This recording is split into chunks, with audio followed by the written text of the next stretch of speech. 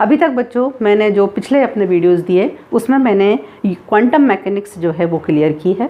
मेरे पढ़ाने का कुछ तरीका इस तरह से रहा है कि मैंने आपकी जो पूरी यूनिट है उसको क्वेश्चन के फॉर्म में थोड़ा सा फॉर्मुलेट किया है ताकि आप उसको आसानी से याद कर सकें, और ये भी बताया है कि वो क्वेश्चन आपको किस टाइप में आ सकते हैं, लॉन्ग टाइप में आ सकते हैं या शॉर्ट टाइप में आ सकते हैं। तो आज भी मैं जो यूनिट आपको स्टार्ट करने जा रही हूँ इलेक्ट्रोडायनामिक्स, ये भी कुछ इसी तरीके से होगी। इसमें भी आपको मैंने इस पूरी यूनिट को 5 क्वेश्चंस में ही कंपाइल किया है, और इसको भी हम आपको किस तरह से शॉर्ट टाइप में आ सकता है या लॉन्ग टाइप में आ सकता है या कितने मार्क्स के सवाल आ सकते हैं, ये सब मैं आपको क्लियर करूँगी। तो लीजिए स्टार्ट करते हैं आपका इलेक्ट्रोडायनामिक्स।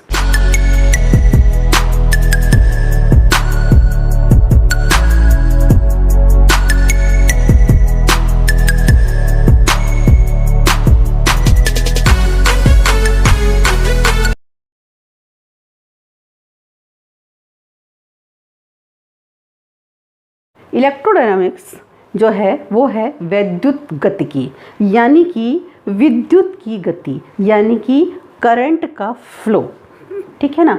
तो यदि हमको सबसे पहले चैप्टर क्लियर हो जाए कि एक्चुअल में ये चैप्टर में क्या दिया है, तो डेफिनेटली फिर इसके जो क्वेश्चंस हैं वो हमें शायद रटने की आवश्यकता नहीं पड़ेगी। जैसे मैंने आपको क्वांटम का पूरा बेस क्लियर किया था कि क्वांटम का हमारे जीवन में या हमारी लाइफ में क्या एप्लीकेशंस हैं, क्या उपयोग हैं, ऐसे ही अगर मैं इसकी बात करूँ, इस चैप्टर की बात करूँ बच्चों, तो इससे तो आप लोग काफ़ी वाकिफ़ हैं, क्योंकि 12th में आपने इलेक्ट्रोस्टैटिस्टिक्स भी पढ़ी हुई है, आपने मैग्नेटिक थ्योरी पढ़ी हुई है, आपने इलेक्ट्रिक थ्योरी पढ़ी हुई है, तो इस चैप्टर से आप काफ़ी वाकिफ़ हैं। लेकिन ये डायनामिक्स जो है ये एक्चुअल में हमें क्या देता है या हमें इसको पढ़ने की ज़रूरत क्यों है, तो आपने अपनी छोटी क्लासेस में भी देखा होगा और बहुत छोटे में शायद एक्सपेरिमेंट भी करके देखा होगा कि आप जब भी इलेक्ट्रिक करंट के अंडर में कोई भी मैग्नेटिक नीडल को रखते हैं, यानी कि जहाँ पर सर्किट क्लोज्ड है, करंट फ्लो हो रहा है, और यदि आप वहाँ पर मैग्नेटिक नीडल रखते हैं तो उसमें डिफ्लेक्शन आना शुरू हो जाते हैं।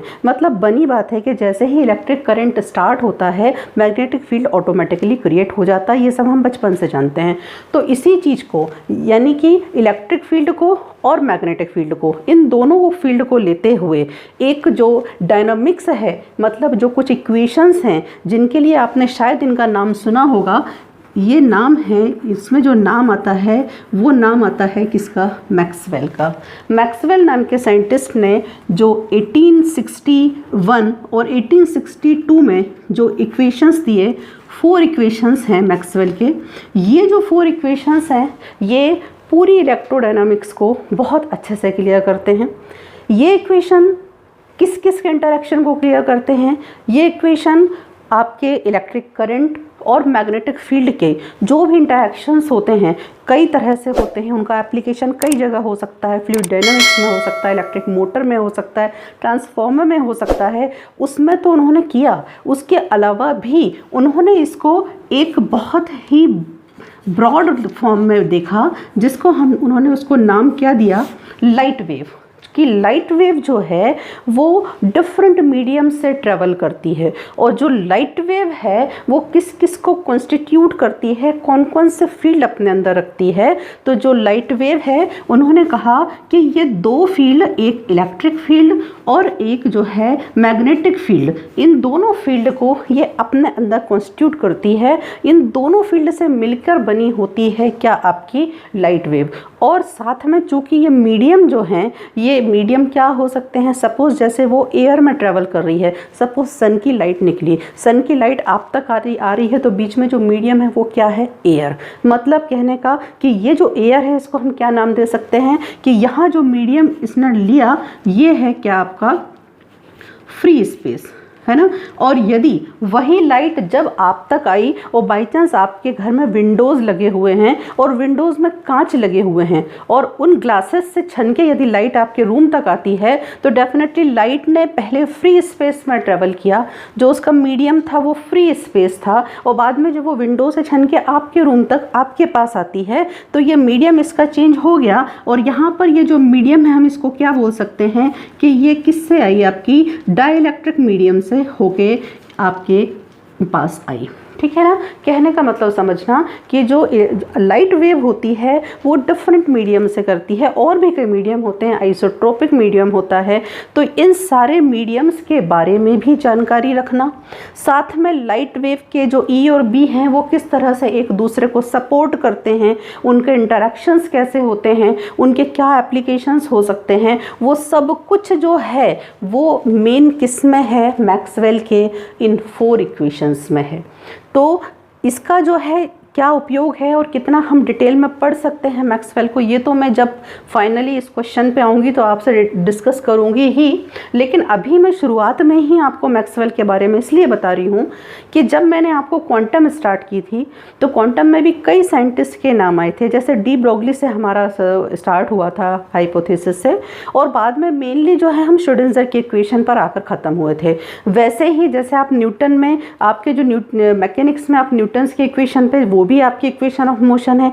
तो इक्वेशन ऑफ मोशन या जो ये डायनामिक्स है ये हमें क्या देती है, ये हमें कुछ ऐसे फॉर्मूले देती है, ऐसा मैथमेटिकल फॉर्म देती है कि जिसके कारण हम आसानी से किसी भी फिनोमेना को स्टडी भी कर सकते हैं और सॉल्व भी कर सकते हैं। एक एग्जांपल देखिए, जैसे आपको पता है कि आपको एवरेज निकालना आता है, लेकिन एवरेज का आपको फॉर्मूला पता है कि आपको सारे जितने भी उसके डेटा है उसको प्लस करना है, और जितना नंबर ऑफ डेटा है उससे आपको क्या करना, डिवाइड करना। एक क्लास में मान लीजिए 30 बच्चा है, 30 बच्चे का जो अलग अलग परसेंटेज आता है, आपको पता है एवरेज परसेंट पता करनी है कि इस क्लास का एवरेज परसेंटेज क्या है। तो आप क्या करेंगे, जो आपके 30 बच्चे हैं उनका आप जो परसेंटेज है वो प्लस करेंगे और डिवाइडेड बाय क्या कर देंगे, 30। आसानी से आप निकाल सकते हैं और आप बोल सकते हैं कि इस क्लास का जो एवरेज परसेंटेज है वो 60% है। वो हो सकता है मे बी उसमें 80% का बच्चा भी हो सकता है उसमें 40% का भी बच्चा हो, बट आप एवरेज क्या बोल सकते हैं कि इसमें कितने परसेंट का बच्चा है आपका,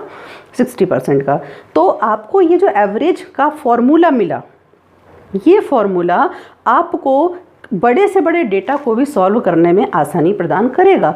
वैसे ही ये जो डायनामिक्स होती हैं, जो मैंने अभी बात की आपसे कि जो श्रोडिंगर के इक्वेशन थे, तो श्रोडिंगर के इक्वेशन से भी हमें एक फॉर्मूला मिला था, और वो जो हमने फॉर्मूला निकाला था जो आपका आया था En = n²h²/8ml²। ये इतना बड़ा फॉर्मूला था जिसके आधार पर हम किसी ऑर्बिट की एनर्जी भी क्या कर पाते थे, पता कर पाते थे। तो डायनामिक्स का मतलब तो आप समझ गए होंगे कि डायनामिक्स हमको उस फील्ड के बारे में एक मैथमेटिकल फॉर्म देती है, एक फॉर्मूला देती है, और उन फॉर्मूले को हम स्टडी करके या अप्लाई करके किसी भी फिनोमेना को स्टडी भी कर सकते हैं और डिफरेंट प्रॉब्लम को क्या कर सकते हैं बच्चों, सॉल्व भी कर सकते हैं। तो ये पूरा जो मैंने अभी आपको समझाया, सिर्फ ये समझाया कि एक्चुअल में डायनामिक्स की जो इक्वेशंस हैं वो इतने इंपॉर्टेंट हर चैप्टर में आके क्यों हो जाते हैं। क्यों मैं जब क्वांटम में थी तो बार बार श्रोडिंगर के वेव इक्वेशंस पे ही फोकस करती थी, और जैसे ही इलेक्ट्रोडायनामिक्स स्टार्ट हुआ तो मैंने आपको फोकस करना शुरू कर दिया कि मैक्सवेल के 4 इक्वेशंस अपने को पढ़ने हैं। मैक्सवेल के 4 इक्वेशंस पढ़ने के पहले, या श्रोडिंगर के आपने जो 2 इक्वेशंस पढ़े थे उनको पढ़ने के पहले, मैंने आपको कुछ बहुत सारी चीज़ें क्लियर की थी, जिनमें से शायद आपको याद हो। तो एक था आपका एनर्जी ऑपरेटर, एक था आपका मोमेंटम ऑपरेटर, इन्हीं को आप प्लस किया करते थे, है ना। तो मतलब जब डायनामिक्स के जो इक्वेशंस बनते हैं उनके पहले आपको कुछ जो पैरामीटर्स होते हैं, कुछ टर्म्स होती हैं, उनके बारे में भी पता होना बहुत ज़रूरी है, और उन्हीं को हम बाद में सब्स्टिट्यूट करने के बाद में कुछ इक्वेशंस फाइंड आउट करते हैं, जैसे आपने श्रोडिंगर के किए थे, और उसके बाद में हम उसको अप्लाई करते हैं किसी भी प्रॉब्लम पे। तो वैसे ही ये जो आपके मैक्सवेल के इक्वेशंस हैं बच्चों, ये बहुत आसान नहीं हैं। इनको जब आप सॉल्व करने जाएंगे तो उसके पहले आपको कई चीज़ें पता होनी चाहिए, और वो सारी चीज़ें आपको पहले स्टडी करनी होंगी। उसके बाद जाके हम फाइनली क्या फाइंड आउट कर पाएंगे, मैक्सवेल के इक्वेशन, ठीक है ना। लेकिन यदि मैं आपको ये नहीं बताती और सीधा स्टार्ट करती उन जो पैरामीटर्स या जो टर्म्स थी, जो बेसिक टर्म्स थी इसकी, तो आपको शायद ये लगता है कि ये यूनिट एक्चुअल में क्या है। तो ये यूनिट अगर इन शॉर्ट बोलूँ तो ये यूनिट आपके इलेक्ट्रिक फील्ड और मैग्नेटिक फील्ड के इंटरेक्शन, और उस इंटरेक्शन के कारण जो हमारे एप्लीकेशंस होते हैं दैनिक जीवन में, डेली लाइफ में, जो आपको बताने की बिल्कुल ज़रूरत नहीं है, क्योंकि आप इतने ज़्यादा मतलब वाकिफ़ हैं इन चीज़ों से कि इलेक्ट्रिक फील्ड और मैग्नेटिक फील्ड की आप कई चीज़ें यूज़ में लाते हैं। इलेक्ट्रिक मोटर आपके घर में होती है, ट्रांसफार्मर की जानते हैं आप, आपके फ्लूइड डायनामिक्स भी आपने पढ़ी हुई है। इसके अलावा भी अगर आप जाएँ तो मेडिकल उसमें फील्ड में जाते हैं तो MRI मशीन होती है, जो सैटेलाइट है, कम्युनिकेशन है, आपके यहाँ टेलीफोन के वायर्स आते हैं, आपके यहाँ डिस्क के तार पड़े हुए हैं। इन सब में जो लागू होती है वो क्या लागू होती है? इलेक्ट्रोडायनामिक्स। और उसमें उसको सॉल्व कौन करता है, उसको मैथमेटिकल फॉर्म कौन देता है? मैक्सवेल। क्लियर? तो ये शायद मैं आपको बहुत अच्छे से क्लियर कर पाई होंगी कि एक्चुअल में मैक्सवेल के इक्वेशंस कितने इंपॉर्टेंट हैं। लेकिन मैक्सवेल के इक्वेशन को समझने के लिए जो पैरामीटर्स ज़रूरी हैं, उनमें जो पहला क्वेश्चन आपका आता है, चूँकि मैं आपको क्वेश्चन वाइज पढ़ाती हूँ, क्वेश्चन वाइज पढ़ाने से आपको चूँकि समझ आता है, तो जो बच्चों आपका फर्स्ट क्वेश्चन आता है उसमें आपको उस क्वेश्चन पे आने के पहले मैं आपको एक चीज़ और बता दूँ। आप लोगों ने डेल ऑपरेटर का नाम सुना होगा। डेल ऑपरेटर यानी कि आप पार्टिकल को जब भी एज्यूम करते हैं, कहाँ एज्यूम करते हैं? स्पेस में, है ना। Suppose it is a particle. Clear? ठीक है। यदि आप स्पेस में उसको एज्यूम करते हैं तो definitely there are 3 dimensions, x, y and z. Clear? And unit vectors along with x, I, j and k. Clear? And the position vector of p, that is r. ये सब हमने छोटी classes में पढ़ा हुआ है। तो यदि हम किसी पार्टिकल को इमेजिन करते हैं, कंसीडर करते हैं कि वो कहाँ है, तो यदि हम वो करते हैं तो हम क्या कहते हैं कि वो कहीं स्पेस में मौजूद है। तो यदि वो कहीं स्पेस में मौजूद है तो आप उसकी क्या बताएंगे? सबसे पहले आपको क्या जानना ज़रूरी है? उसकी पोजीशन। यदि पोजीशन पता है तो आप उसके बारे में कुछ भी बता सकते हैं। और पोजीशन बताने के लिए आप इन कोऑर्डिनेट ज्योमेट्री का यूज़ करते हैं। क्लियर? यहाँ पर भी चूँकि हम यहाँ से ही स्टार्ट लेते हैं कि हमको सबसे पहले पार्टिकल की पोजीशन पता करनी है, और वो पोजीशन जो है वो पोजीशन लगातार क्या हो रही है? चेंज हो रही है। एक वेव यदि एक पोर्शन से, एक जगह से चलना शुरू करती है, दूसरी जगह तक आती है, तो उसकी कई चीज़ों में, कई पैरामीटर्स में क्या होते हैं? चेंजेस होते हैं। और यदि हमें उन चेंजेस को कैलकुलेट करना है बच्चों, तो एक जो आपके लिए बहुत ही इंपॉर्टेंट है, शायद आपने 12th में भी पढ़ा हो, इसे बोलते हैं आपका क्या? Del operator. ठीक है ना। डेल ऑपरेटर जो कि एक प्रकार का इसको बोला जाता है इसको कि ये वेक्टर फंक्शन ऑपरेटर है। This is vector function operator, यानी कि ये वो ऑपरेटर है जो कि किसी भी वेक्टर में या किसी स्केलर में क्या बताता है? चेंजेस बताता है। कहाँ चेंजेस बताता है? स्पेस में चेंजेस बताता है। क्लियर? तो यदि हम इसको डिफाइन करेंगे तो ये किस फॉर्म में हो सकता है बच्चों?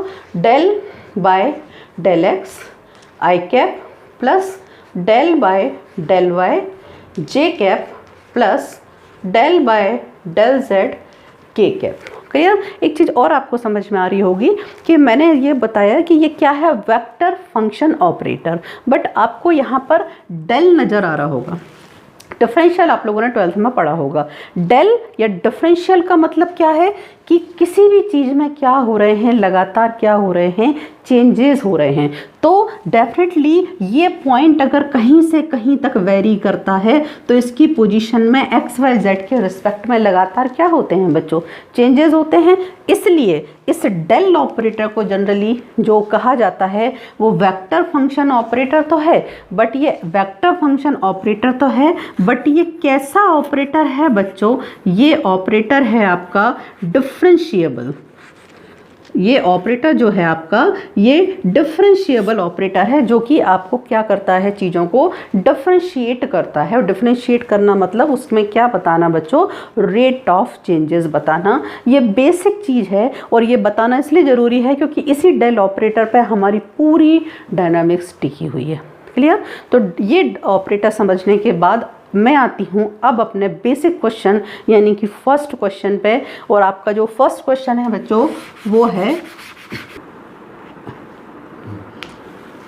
तो जो question number 1 is what are gradient, divergence and curl.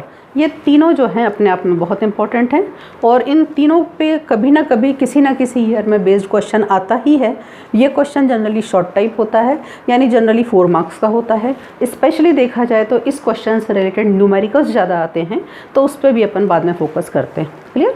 तो जो पहला क्वेश्चन हम स्टार्ट करते हैं that is gradient. Okay, gradient नाम से ही क्लियर है, ग्रेड जैसे आपके चेंज होते रहे क्लास वाइज, जैसे जैसे आप क्लास 1 से क्लास 12 तक आते रहे, आपके ग्रेड भी लगातार क्या होते रहे, चेंज होते रहे। कहने का मतलब जो चीज़ क्या हो रही हो, लगातार चेंज हो रही हो, है ना। लेकिन ग्रेडियंट जो है उसकी क्या खासियत है, gradient is the rate of change.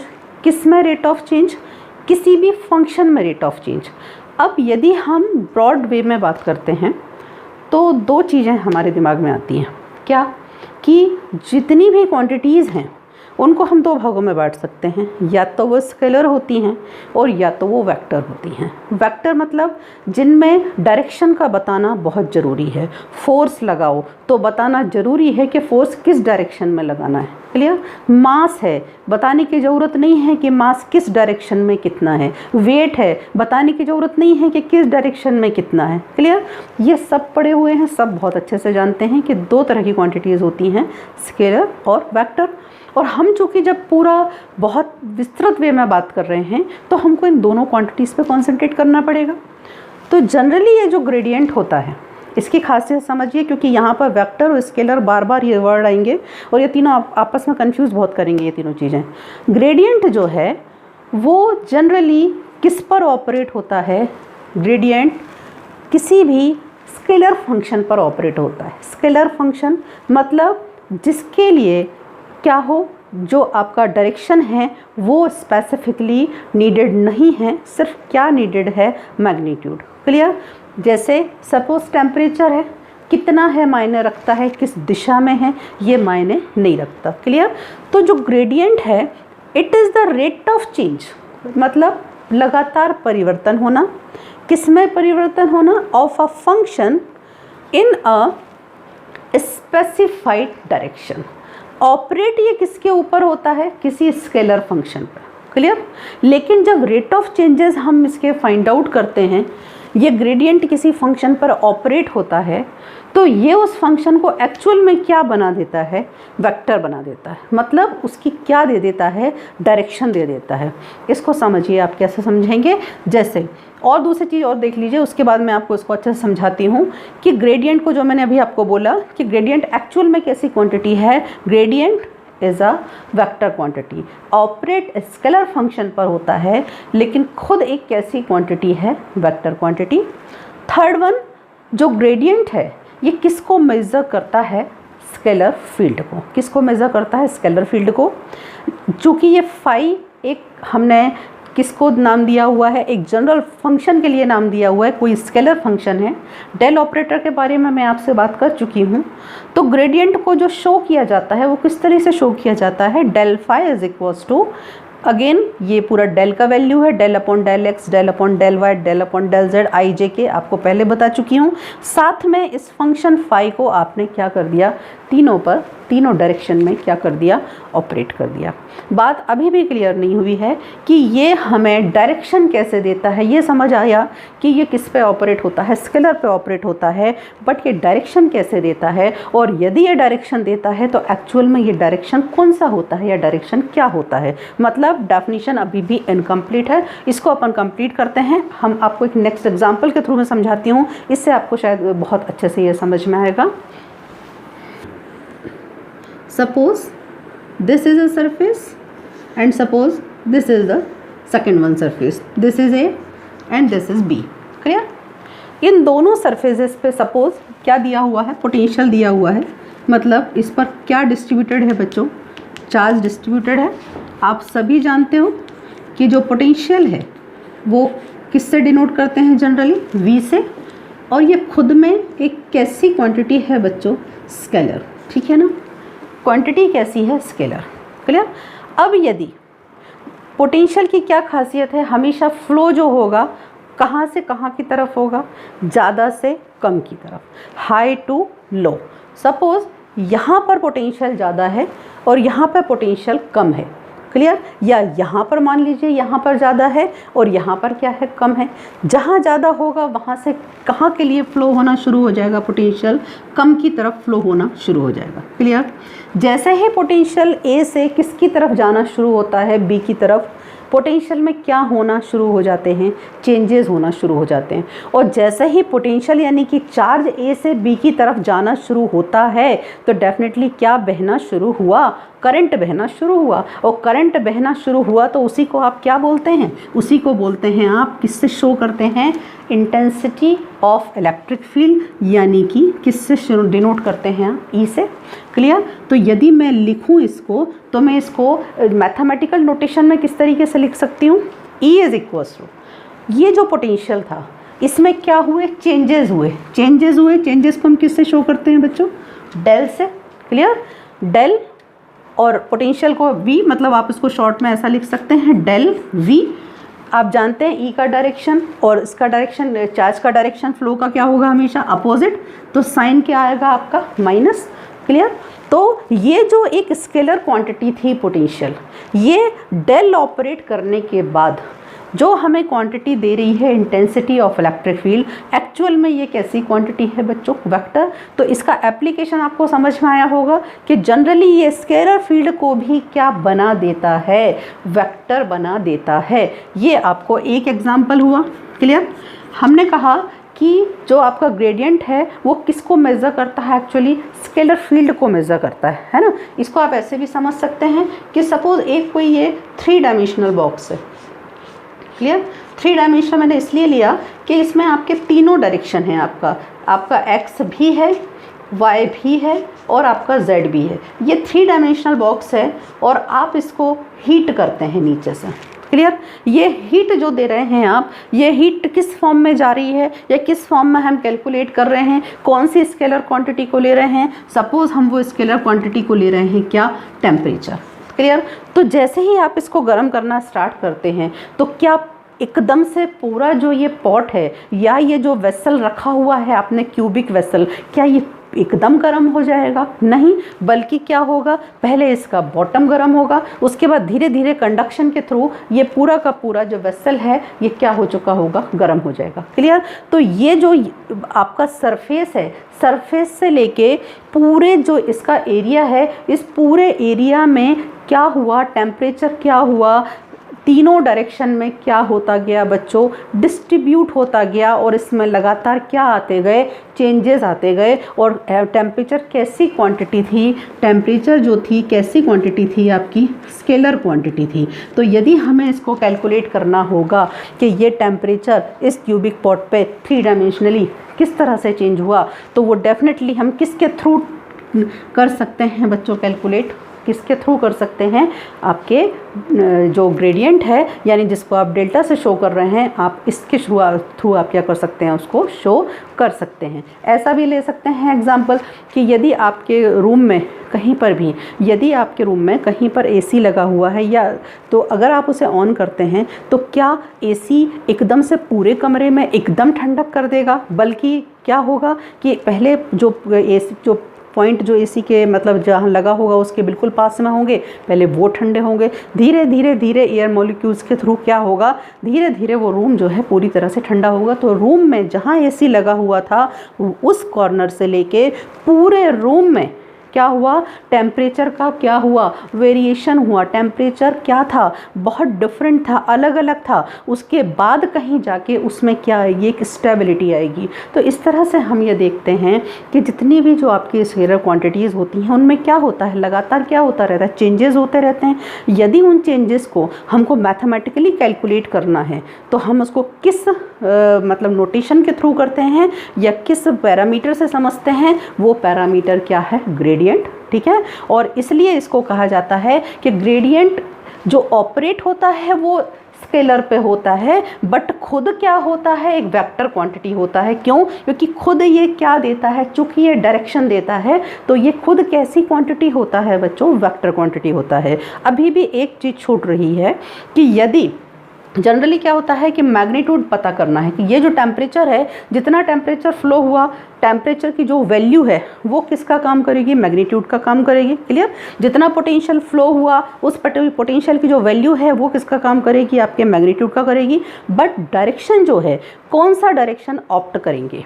Clear. यदि ये डेल जो है, यदि ये आपका जो ग्रेडियंट है, यदि ये एक वेक्टर क्वांटिटी बना रहा है तो डायरेक्शन कौन सा होगा। आपने जो पहले लिखा था डेरिवेशन उसमें डेफिनेशन में वो लिखा हुआ था कि इन अ स्पेसिफाइड डायरेक्शन।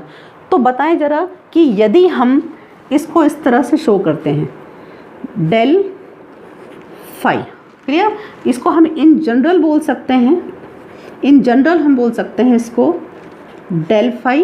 किसके रिस्पेक्ट में देख रहे हैं बच्चों, किसके रिस्पेक्ट में देख रहे हैं। जनरली हम इसको हम देख रहे हैं पोजीशन के रिस्पेक्ट में देख रहे हैं। क्लियर। यानी कि जिसको आप इन जनरल क्या बोल सकते हैं, आर। और यदि आप इसी को डिवाइड कर दें, किस में डिवाइड कर दें, कार्टेशियन कोऑर्डिनेट्स में, तो यही आर किस किस में डिवाइड हो जाएगा, एक्स में, वाई में, जेड में। और जब ये डिवाइड हो जाएगा तो उसी को आप किस तरह से लिख देते हैं, आप उसी को लिख देते हैं कि del phi is equals to del by del x i cap. और चूंकि फाई आपका स्केलर फंक्शन ऑपरेटेड है already, phi plus del phi by del y j cap plus del phi by del z के कैप। क्लियर।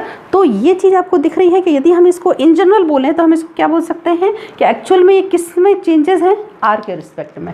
यानी किसके respect में changes हैं बच्चों, पोजीशन यानी कि डिस्टेंस के रिस्पेक्ट में क्या हैं, चेंजेस हैं। तो यदि हम इसको देखें तो ये जो है, ये डेल है, जो फाई है, ये डिस्टेंस के क्या है, एक प्रकार से देखा जाए तो डिस्टेंस के क्या दिख रहा है, ये इसी को आप क्या बोल सकते हैं, डेल फाई को यदि आप बोल रहे हैं कि del phi by del r, तो आप इसको क्या बोल सकते हैं कि ये डिस्टेंस के क्या है, इन्वर्सली प्रोपोर्शनल। इन्वर्सली प्रोपोर्शनल है मतलब डिस्टेंस जितना कम होगा ये रेट ऑफ चेंजेस जो है उतने ज़्यादा होंगे। तो ज़रा मुझे ये बताएं कि यदि ये दो सरफेस थे तो इनके बीच में मिनिमम डिफरेंस क्या होगा। मिनिमम डिफरेंस मतलब यदि हमको इधर से इधर जाना है तो हम कौन सा रास्ता होगा, कौन सा रास्ता होगा जो मिनिमम होगा। तो डेफिनेटली वो रास्ता जो होगा वो नॉर्मल का ही होगा, यानी कि जो सीधा होगा। हम इस सरफेस से इस सरफेस तक यूं भी जा सकते हैं, यूं भी जा सकते हैं। बट यदि हम इस तरह से जाते हैं, इस सरफेस से यूं इस तरफ से इधर आते हैं, तो डेफिनेटली ये रास्ता जो है, ये यहाँ जो रेट ऑफ चेंजेस होंगे, ये जो रास्ता है ये क्या हुआ, लेंदी हुआ। और आपका जो फॉर्मूला है वो क्या कहता है कि जो ये जो ग्रेडियंट है, ये जो रेट ऑफ चेंजेस हैं, ये डिस्टेंस के क्या है, इन्वर्सली प्रोपोर्शनल। डिस्टेंस क्या होना चाहिए, कम से कम होना चाहिए।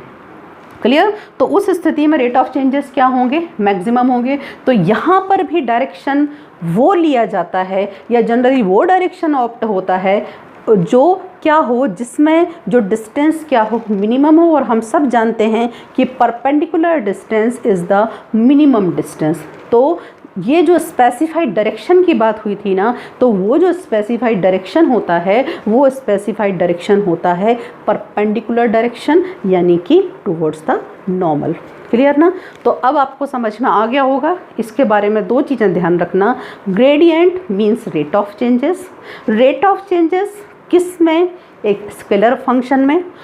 खुद किस पर ऑपरेट होता है, खुद ऑपरेट होता है स्केलर फंक्शन पे, लेकिन ऑपरेट होने के बाद कैसी क्वांटिटी बन चुकी होती है, कैसी क्वांटिटी बन चुकी होती है, वेक्टर क्वांटिटी। क्लियर। तो ये तो हो गया बच्चों ग्रेडियंट, है ना। इसका जो फिज़िकल सिग्निफिकेंस है, ये जो आप आगे देखेंगे वो आपने देख ही लिया कि ये कैसे एक वेक्टर क्वांटिटी को किस में कन्वर्ट कर देता है, आपकी जो आपकी स्केलर क्वांटिटी है उसको किस में कन्वर्ट कर देता है, वेक्टर क्वांटिटी में कन्वर्ट कर देता है। रेट ऑफ चेंजेस को शो करता है, लेकिन जनरली इस पर बेस्ड क्या आते हैं, न्यूमेरिकल्स आते हैं। मैंने आपको जैसा बताया था, तो मैं आपको इसका एक न्यूमेरिकल भी करवा देती हूँ ताकि आपको समझ में आ जाए कि हम ग्रेडियंट को एक्चुअली कैलकुलेट किस तरीके से करेंगे। ओके। तो बच्चों न्यूमेरिकल नंबर 1 कि if any scalar function is given phi is equals to 4x square y minus y cube z square. Okay, it is any scalar function. Then find del phi. क्या find out करना है आपको, gradient निकालना है। Since it is a point function, क्योंकि हम किसी भी बिंदु पर रेट ऑफ चेंजेस निकाल सकते हैं, सो आपको ये किस पॉइंट पे निकालना है। 3 पॉइंट्स आर गिवन, 1 -1 -1। क्लियर है, यानी x is equals to 1, y is equals to -1, z is equals to -1। Clear? इस तरह के न्यूमेरिकल्स जनरली आपको एग्जाम में आते हैं और ये जनरली 4 मार्क्स तक के आते हैं आपको। क्लियर? ठीक है, अब इसको यदि हम सॉल्व करते हैं तो ग्रेडियंट का हम डेफिनेशन ऑलरेडी पढ़ चुके हैं कि del phi is equals to this one. Clear? ये वैल्यू हम एज इट इज सब्स्टिट्यूट करते हैं, डेल एज इट इज है। Now del by del x, del by del x. Clear? Here phi is given 4x square y minus yz. Here also we are just substituting the value of phi, and here also we are just substituting the value of phi. Clear? Now here we have to differentiate with respect to x, here we have to differentiate with respect to y, and here we have to differentiate with respect to z. Clear? तो इसको थोड़ा सा ध्यान में रख लें कि यहाँ चूंकि x के रिस्पेक्ट में करना है, देयरफॉर y z दोनों क्या हुए? कांस्टेंट। कांस्टेंट हुए तो डिफरेंशिएशन कांस्टेंट का कितना हुआ? 0। तो डिफरेंशिएशन सिर्फ किसका होगा? 4x स्क्वायर y का। तो ये कितना हो जाएगा आपका? 8xy। क्लियर? nx n-1, 4 2 ज़ा 8xy और साथ में क्या लगा हुआ है आपका? i cap. क्लियर? प्लस यहाँ पर अगर देखें तो दोनों में y है, मतलब ये दोनों फंक्शन डिफरेंशिएट होंगे। लेकिन यदि हम फर्स्ट फंक्शन को देखें तो यहाँ सिर्फ जो 4x स्क्वायर है वो कांस्टेंट का काम करेगा क्योंकि y के रिस्पेक्ट में है। तो अगर इसको डिफरेंशिएट करेंगे तो ये कितना हो जाएगा आपका? 4x square. क्लियर? यदि इसको डिफरेंशिएट करेंगे तो z कांस्टेंट है, इसको डिफरेंशिएट करेंगे तो क्या होगा आपका? वही x raise to n, nx n-1, n means 3y, n-1 3 - 1 यानी 2 यानी y square and z square as it is. साथ में दिया हुआ है क्या आपका? j। क्लियर? और जो लास्ट में है, यदि हम लास्ट वाले को देखें तो लास्ट वाले को भी देख के समझ में आ रहा है कि यहाँ z के रिस्पेक्ट में डिफरेंशिएट करना है, किंतु ये x का टर्म है, y का टर्म है, दोनों कांस्टेंट हैं। कांस्टेंट का डिफरेंशिएशन 0, मतलब फर्स्ट टर्म को डिफरेंशिएट करने की ज़रूरत नहीं है। सिर्फ किसको डिफरेंशिएट करेंगे? आपके सेकेंड टर्म को करेंगे। सेकेंड टर्म में भी कौन डिफरेंशिएट होगा? सिर्फ z होगा, y नहीं होगा। y एज इट इज़ रहेगा। तो आपका जो -y³ है ये एज इट इज़ है। z स्क्वायर का अकेला होगा x raise to n, n आगे means 2z n-1 means 1। Okay, और साथ में इसके दिया हुआ है आपके क्या? k। क्लियर? ये ठीक है। तो यदि हमने इसको पार्शियली डिफरेंशिएट किया तो पार्शियली डिफरेंशिएट करने के बाद जो हमारे पास वैल्यूज़ आती हैं वो आती हैं ये। अब आपको ये वैल्यूज़ किस पर निकालनी है? पॉइंट क्या दिया हुआ है बच्चों? 1 -1 एंड -1। क्लियरली? तो आप इसको इस तरह से आगे बढ़ा सकते हैं, at 1 -1 -1। Okay, substitute the value is equals to x 8। x की जगह आप क्या सब्स्टिट्यूट करोगे? 1। y की जगह क्या करोगे? 1 और बाहर क्या दिया हुआ है आपका? i cap. क्लियर? नेक्स्ट 4। ठीक है, सिमिलरली आप इसमें करेंगे कि जो आपका आया हुआ था तो आपका कितना हो जाएगा? आपका 4x स्क्वायर मीन्स 4 1 का स्क्वायर। यहाँ पर y -1 है तो यहाँ ध्यान रखना कि इसको आप -1 करेंगे। 4x स्क्वायर y की वैल्यू कितनी है बच्चों? -1। y की जगह आप -1 सब्स्टिट्यूट करेंगे। ठीक है, -3। Clear? y square means -1 whole square, z square means -1 whole square. किस कंपोनेंट के साथ है बच्चों? z and last plus. Clear? यहाँ प्लस इंटू माइनस, आप यहाँ डायरेक्ट अगर चाहें तो आप यहाँ डायरेक्ट माइनस कर सकते हैं, माइनस। क्लियर? फिर वही स्थिति y³ y means -1 cube, -1 cube 2 again z -1। Okay, तो ये आपका साथ में क्या दिया हुआ है? आपका यूनिट वेक्टर के दिया हुआ है। क्लियर? अब यदि आप इसको सॉल्व करते हैं तो क्लियर दिख रहा है आपको। यदि आप इसको करोगे तो ये चूँकि माइनस साइन है तो ये जो आपका रिज़ल्ट आएगा, एक्चुअल में ये जो रिज़ल्ट आएगा वो आएगा आपका -8i कैप। क्लियर? इसको यदि आप सॉल्व करेंगे तो यहाँ आपका चूँकि -1 है तो ये हुआ आपका -4, ठीक है। यहाँ आपका -1 स्क्वायर मीन्स प्लस, यहाँ भी -1 का स्क्वायर मीन्स प्लस, तो यहाँ पर 4 - 3 मीन्स 1, ठीक है। तो और ये चूँकि प्लस किस साइन के साथ है, प्लस के साथ में, तो प्लस कितना हो जाएगा, जे कैप। क्यों? क्योंकि आपका जे कैप जो है बाहर आपके दिया हुआ है। Clear? And at last minus. Clear? -1 का क्यूब मीन्स माइनस, और 2 × माइनस मीन्स -2। तो ये कितना, ये आपका ये माइनस है, ये माइनस है, माइनस × माइनस प्लस, और बाहर कितना है, माइनस मीन्स माइनस। तो इसको आप क्या लिख सकते हैं, -2k। क्लियर? ये आपका आंसर हुआ, ये आप निकाल पाए। क्या निकाल पाए? ये आप ग्रेडियंट फाइंड आउट कर पाए। और आप देख रहे हैं कि ये जो आपका आंसर आया है इसमें I आया है, J आया है, K आया है, मतलब ये तीनों डायरेक्शन रिप्रेजेंट कर रहा है। मतलब ये कैसी क्वांटिटी है बच्चों, एक वेक्टर क्वांटिटी है। तो आपने एक प्रकार से न्यूमेरिकली भी इस चीज़ को प्रूव कर दिया कि एक्चुअल में जब हम ग्रेडियंट किसी स्केलर फंक्शन का निकालते हैं तो वो जो क्वांटिटी मिलती है वो कैसी क्वांटिटी होती है, वो एक वेक्टर क्वांटिटी होती है। क्लियर? तो यहाँ आके आपका ग्रेडियंट जो है ख़त्म होता है। और इसके बाद जो नेक्स्ट टॉपिक है, नेक्स्ट टॉपिक में मैं आपसे बात करूँगी किसके बारे में, डाइवर्जेंस के बारे में। क्वेश्चन नंबर 1 ही रहेगा, बट हम नेक्स्ट टॉपिक में क्या समझेंगे, डाइवर्जेंस। तो आप इसे लाइक करें, शेयर करें, सब्सक्राइब तो करें, साथ में कॉमेंट भी अवश्य दें। Thank you very much.